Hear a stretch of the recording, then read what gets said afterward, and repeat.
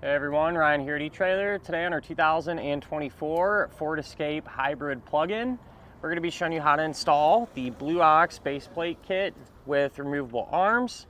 Before we do that though, let's just take a minute, we'll check this out and make sure it's going to work for you. Before we jump right in, I'd want to address one of the main questions that we get asked all the time in regards to setting up a flat tow. And that's, what parts am I going to need for my Escape to be able to flat tow it down the road safely? And there's a total of 5 main components. You'll have your base plate, your tow bar, your safety cables, your tow bar wiring, and your supplemental braking system. With the Escape 2, I always like to recommend what's called a towed vehicle battery charge line kit. This is what the front of your Escape can look like whenever you're not hooked up and flat towing, which I think is important, because you're not always going to be pulling this behind your motorhome, right? And as far as the appearance goes, I don't really think it can get a whole lot better, to be honest with you. The base plate attachment points and safety chain openings come right out, easy to get to, but they do a pretty good job of blending in. It has this matte black finish on it. I think it matches the plastic on the bumper really well. And I also like the fact too that they give you a couple of brackets. One for your breakaway switch, and then one for your wiring connector down here. It's just convenient that, with those being included, you're not going to have to try to worry about making something or just trying to make do. Whenever you are ready to hook up, it's pretty straightforward. You just take the removable arms here, and you can pull the little plugs out of the base plate openings, which is a nice touch. It keeps them clean and everything. You'll just take the arms, put them into the base plate, rotate it about a quarter turn, and it'll lock into place. Same deal over here on this side. With that said though, here's what the Escape can look like whenever you're all hooked up to your motorhome and getting ready to pull it down the road. And I like it. It's organized. Everything's easy to see and get to, which is good. Anything that can help streamline the process of hooking everything up is a no-brainer to me. And with that in mind too, when it comes to these Escapes, it's important to use our fit guide and make sure you put in your appropriate submodel. Meaning, with ours today, this particular base plate is going to work with the hybrid plug-in models. If you happen to have the standard hybrid model, not a big deal. There's base plates available for that are extremely similar to this, but just customized for that particular model. These removable arms are going to give us the attachment points that we need to allow us to hook up our tow bar. And when you're ready to do that, you just line up the two ends, take your pin, put it through the tow bar end, through the base plate, pin it down. The safety cable openings are going to be big enough to let you use pretty much any size hook that might be on the end of your cables. That's really all there is to it. The base plate is going to be compatible with Blue Ox tow bars, as well as a lot of others, to be honest. A lot of the etrailer and Demco tow bars will be directly compatible, among others. And even if not, chances are pretty good there's adapter ends available that allow you to switch everything over. For example, this is a Roadmaster Nighthawk tow bar. They make a version that has Blue Ox ends to make it pair up. But let's say if you had an older Roadmaster tow bar that had the regular Roadmaster ends, chances are pretty good, this will hold true for a lot of them, that there will be adapters that allow you to change them out and pair everything up together. As far as how high the base plate is going to sit off the ground, where you would pin the tow bar to, from that opening to the ground, it's going to be about 15 inches. And you can use that to help figure out if your setup will need what's called a high-low adapter or not. In our case, we're using one. It's this piece right here. And the whole reason behind it is to make sure that your tow bar is level. And usually a good safe bet is within 3 inches, right? So for example, our attachment point here is 15. Our motorhome's hitch from the pinhole down to the ground was 19. All right, so there's a 4-inch difference there. So by using a 2-inch drop, that puts us within that 3-inch safe zone. and everything will perform as it should. Overall, I think this is a really nice setup for the Escape hybrid plug-in. You know, it looks good when you're hooked up, looks good when you're not, easy to use, it works with a lot of different tow bars, so you really can't go wrong there. As far as the installation goes, I'm not gonna lie, it's definitely involved. You have to remove the fascia, and there's just a lot of small steps, if you will. It's nothing really super complicated, but definitely time consuming. You will have to do some drilling and things like that. You know, I learned a couple of things along the way that could hopefully speed the process up for you. If this is something that you're not going to want to mess with, I definitely understand that you can always use our dealer locator network, and that can help you find a shop in your neighborhood that can do something like this for you. But if you're going to give it a go, hang around, we'll go ahead, pull into the garage, and get started on it now. To begin our installation for our base plate, we're going to be here at the front of our Escape. You can go ahead and pop the hood, and we're going to have few fasteners that we need to remove from each side of our vehicle. And from this point on, whatever we do to one side, we're also going to do to the other. So we set up the same way. But we'll first have two 10mm head screws. We'll pull those out. And then we're going to have a push pin fastener right there. With these, you can use a trim tool or even a flathead screwdriver. Works fine. Just pry underneath the head of it, and you're able to work the whole base out. We can move to our wheel wells now, and it definitely helps if you turn your wheel in one way or the other. It gives you more room to work, and that's because we're going to have 8 push pin fasteners that run up along this whole edge. And so just like how you did under the hood, you can take your trim tool or your flathead screwdriver and just work all of these out.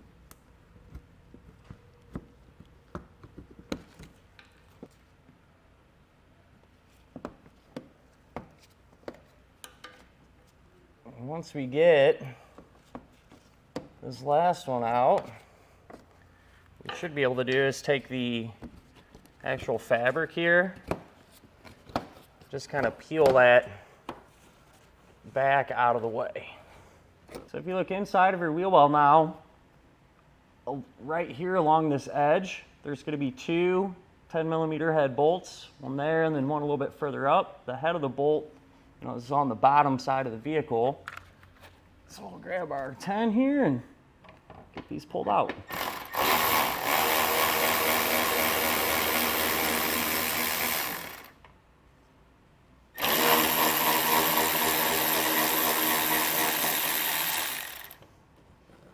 What I've done now, I took some painter's tape and just put it around the areas that we're going to be working. This piece of wheel well trim, we can pop that off. It literally just snaps into place here. And we want to get it removed about halfway. Once you get up to about here, there will be these little push pins on the back side. And I just come in from the back there, just squeeze them tight with my fingers, and that allows you to you know, work these out of position. So that ought to be sufficient there. And what I like to do is just take a piece of foam or a rag or something. I'll put it like that to keep it pulled away from our fascia. Underneath the front of our vehicle now, on each side, we're going to have 5 T30 Torx bit screws. Pull all these out. And then we can change over to a 7mm socket. We'll have these 2. And then I like to just pull these out as well, just to give us a little more flexibility here with this panel. You can just kind of pop this down underneath the fascia. Moving over here to the passenger side, you'll have this big electrical connector we need to disconnect. And with it, you can push down on this black tab there. And while you're doing that, take the gray lever, open it up, and then we can separate the 2 ends. You can start to get our fascia removed now. And the way this works, if you pull down just a little bit on this, inside of here, it's kind of tricky to see. There's a little black plastic clip, and on the outside and the inside, you can push a little tab in.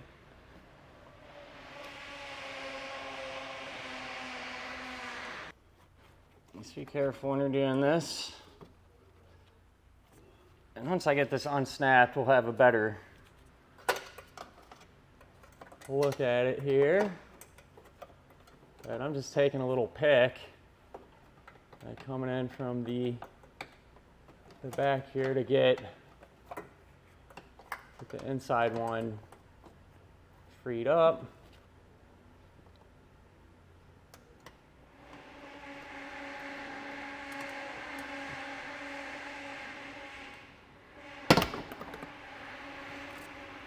So that unsnapped, and it's a better look at it.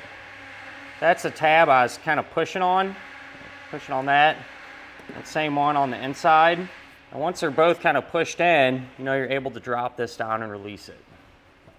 Once you get both sides to that point, just pull up on the top of your fascia here, and that's really all there is holding it on. You should be able to just carefully remove it from the front of our vehicle and set it off to the side.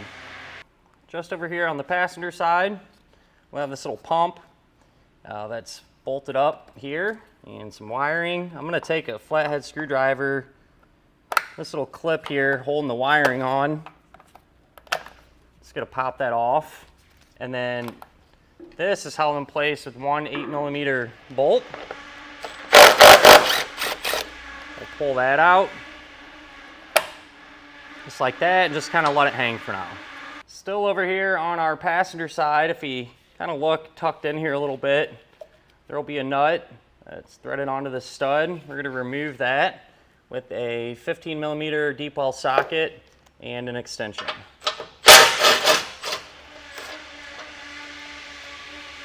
Moving to our driver's side, we're going to have this computer box here and some wiring that's attached to it. I'm going to just remove those fasteners, just prying up on them. Don't necessarily have to, but I do find it easier to kind of get everything together with more movement there. And there's going to be a couple of fasteners we need to remove. One of them is right here. It's a 10mm. And we should have another one kind of behind it on this side of the box. So there's actually going to be two fasteners, one right here. It's a 10mm bolt. And then if you follow that down, there's another one, but there's a little plastic wire keeper on it. So just take a screwdriver, trim tool or something, pry that off. And then that's also going to be a 10mm fastener.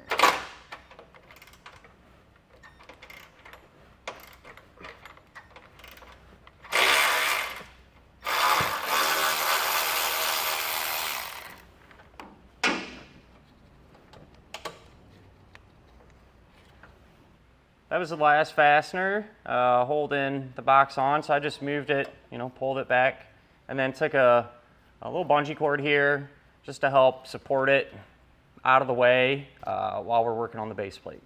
We're able to remove this shroud now. So on each side, you're going to have a push pin fastener just like the other ones. And then you can grab a flathead screwdriver, and on the top and bottom, there's just these little clips. Just kind of pry up on them and pull towards you at the same time. Same deal with the ones on the bottom here. So once they're all released, we can get this removed from our vehicle. We'll have the sensor here in the very center of our vehicle, and then on each side of it, there's going to be two 8mm head screws. We got the two over here out already. And we should be able to just kind of take this and kind of just move it out of the way for now. I'll do something like that. Just make sure you don't actually unplug the sensor. You're going to have to remove a little bit of this plastic here on the sides of our vehicle. There's a diagram and instructions that show you. It looks like on the driver's side, it'll be just this part. I might knock a little of this off too.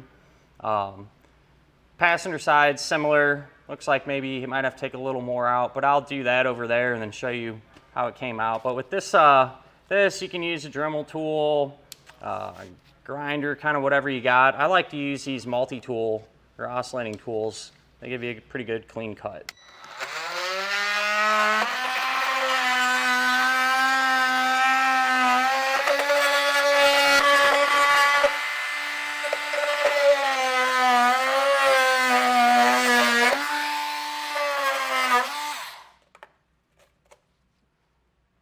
Here's how the driver's side turned out. Just removed that little piece there. I came back with some sandpaper and smoothed everything out, and that should give us the clearance that we need. Let's check out the passenger side now.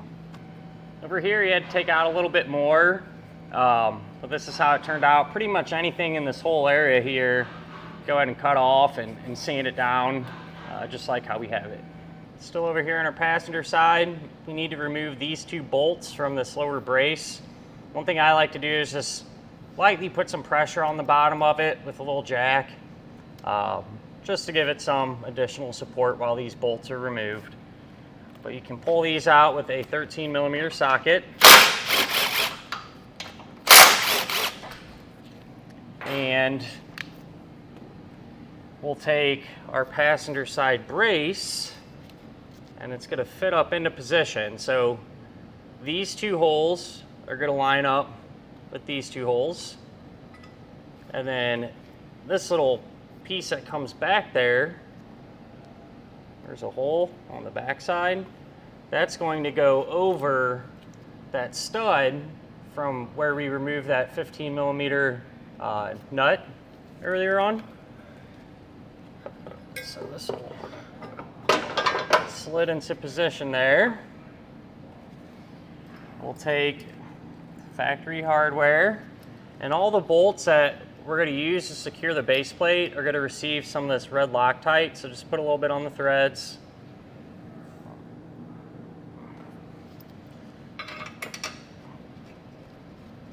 And get these started by hand.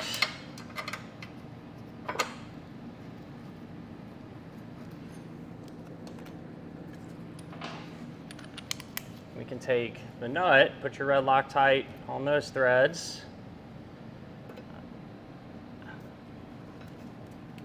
We'll try to get this into position here. It almost looks like, in our case, there's a little bit of slop in here from where they welded it.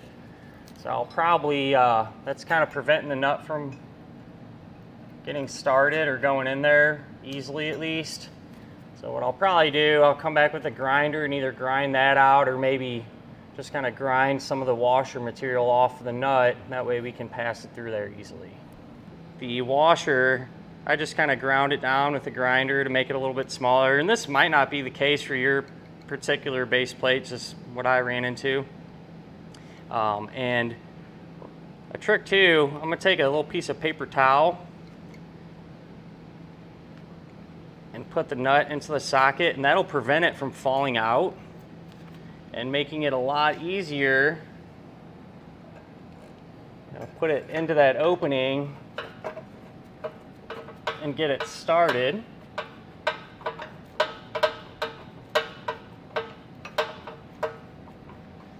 So I feel it starting in there. And then what we'll do, put my tool on it here. We're going to push up on the base plate and get it as tight to the bottom of the frame as possible. Snug that down. Then we'll come back with our 13 and snug these down. Once these are tight, you want to make sure to come back with a torque wrench and tighten them down to the amount specified in your instructions. What we can do now, this hole here in our base plate, we're going to use that as a template to drill up through the frame here. So we'll go ahead and get everything lined up and make sure we're not going to hit wires or anything like that, and get it drilled out.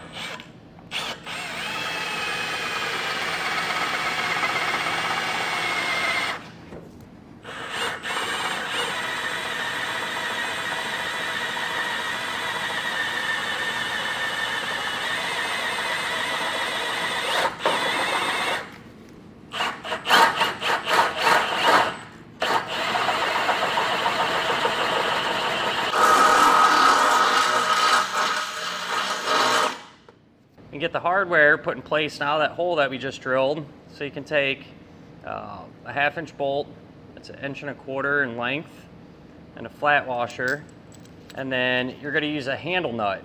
All right, and what I suggest doing too, before you put Loctite or anything on, take one of the handle nuts and just make sure the bolt threads into it easily. That way, if there's any gunk or anything in there, you can kind of clean it out now as opposed to while you're trying to line everything up. Put some Loctite on there. And so the bolts are going from the bottom up. The nut is going to go in from the top down. And that's why I put the bend in that handle nut, so we could actually get it lined up and everything, and you'll feel it get started. And once you do, just get it as tight as you can by hand.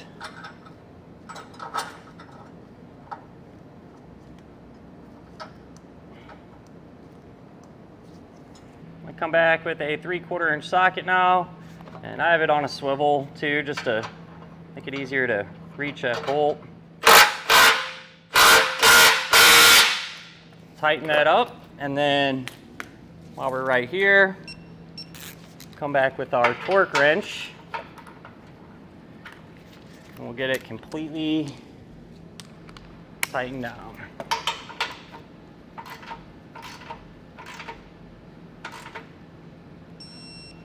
Now that that's torqued, you can remove the handle portion. Sometimes you can just work it off. I'm just going to come back in with a pair of snips here and cut that end off. I went ahead, removed these 2 bolts now over here on the driver's side, put my Loctite on them, and then on the passenger side you want to get 3 of these ready. It's just a 1.5 inch long bolt, Loctite, flat washer. So 3 of them over there are ready to go. And now we can grab our base plate. We'll work this into position. Definitely helps if you kind of tuck your wires up and out of the way some. Just gonna get this roughly lined up.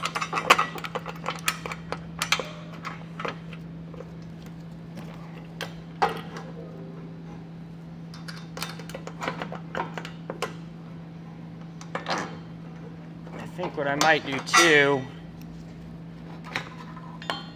is make sure that this little bracket or this little sensor here isn't going to get pinched or smashed or anything. I'll get both these going over here, and then I can move over to the passenger side. On our passenger side, I got 1 bolt started already, so the base plate is supporting itself, but we'll take those bolts and washers that we talked about, we'll put them through, and then where they come out, you're just going to take a flat washer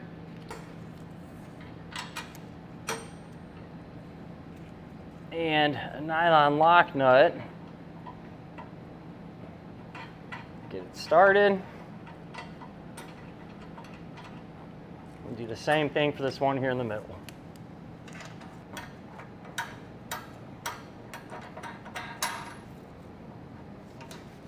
Move back over here to the driver's side. You want to make sure that the base plate is, sitting up tight against the frame and everything, and we'll snug these down.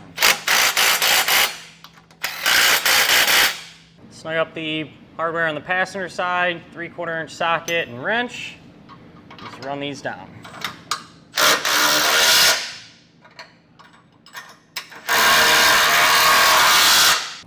Come back with your torque wrench now, tighten down these 3 bolts over here on the passenger side, as well as those bottom bolts on the driver's side. On our passenger side, this little pump here that we undid, there's a provision in the base plate. I'll line the bracket up. I got 1 bolt started, but you'll take this bolt and a nut, put it through like that, and then once you get it started by hand, come back with 7/16.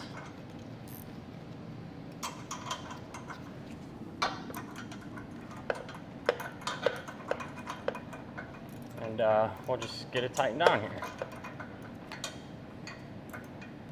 Back on our driver's side, over here, we have 2 holes in the base plate. This one on the bottom, we're going to drill out using a 3/8 drill bit.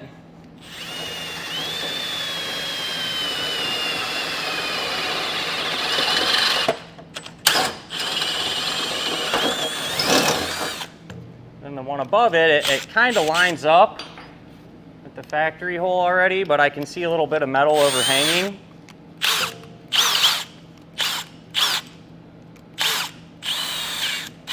So I'm just going to put a little grinding bit on there. 1/2-inch drill bit would work just fine too. We'll just open this up a little bit.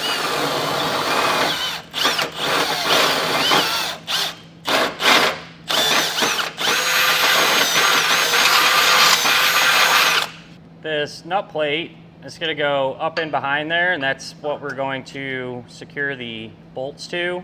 But to get it in there, this hole isn't large enough. So I'm just going to take a pair of pliers here and just kind of bend that little tab out of the way to give us enough room. As far as the bolts go, for the top one you'll have a 1/2-inch by 1.5 inch long bolt. Put on a split lock washer. For the bottom one you'll have this 3/8 bolt with the appropriate size lock washer there. Take our nut plate. I did the same thing too. I put the bolts in it first, make sure they thread in there good. Get it lined up.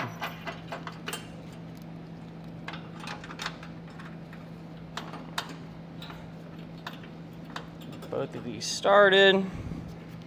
This one will be a 3/4 inch socket. This one you can use a 9/16. And then of course,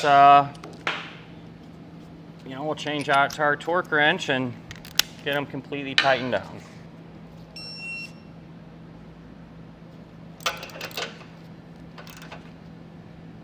Right here on our bumper beam, this little square opening, what you can do is take a hole saw and we're going to drill a hole out.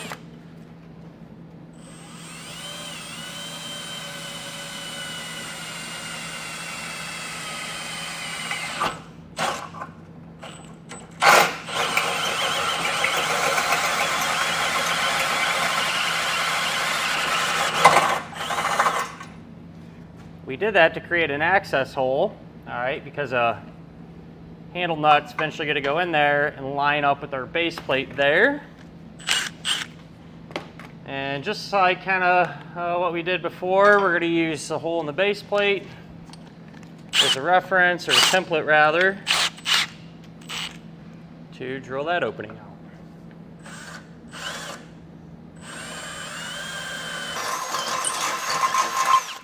Take 2 of the 1/2-inch flat washers now, and I use some packing tape just to tape them together.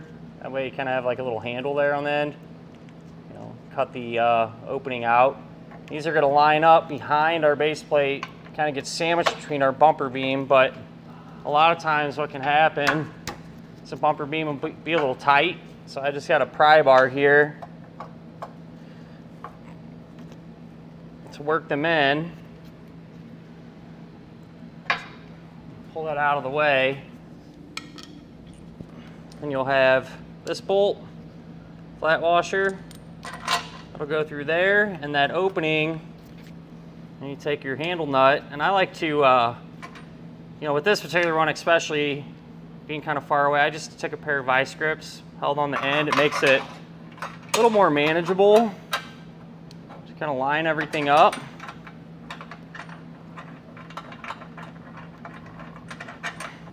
Come back with our 3/4 inch socket. Snug that down. Then we can get it torqued. What you can do now, the base plate comes with a couple of safety cables and D-links. if you take the safety cable, wrap it around your frame, and then use the D-link to secure it to the opening in the base plate. And then I like to come back with a few zip ties, kind of zip tie it up, keep it secure so it don't clunk around or move around on us. And with that done on each side, I'll go ahead and get this box reinstalled the opposite way that we removed it. I got this sensor here in the front reattached opposite way, you know, just bolted that back on. Base plate even has a little tab there. You can push a wiring connector in there to keep it secure and everything. But with this all done, what I would advise doing, what I'm going to do as well, is start to get some of our other components routed while the fascia's off. You know, our tow bar wiring, charge line, braking system, things of that nature.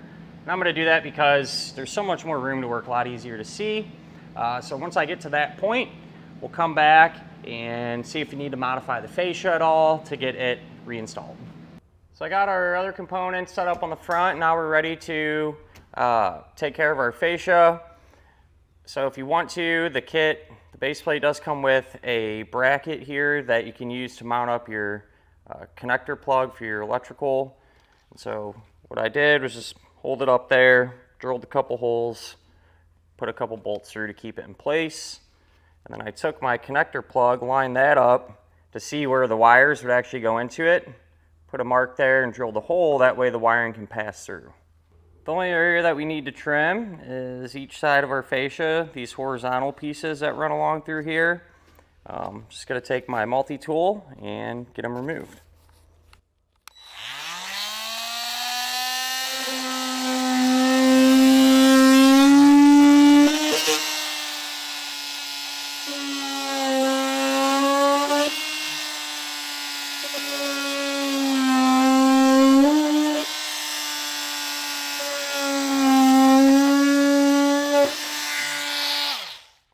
Now that we're all trimmed out and everything, go ahead and reinstall our fascia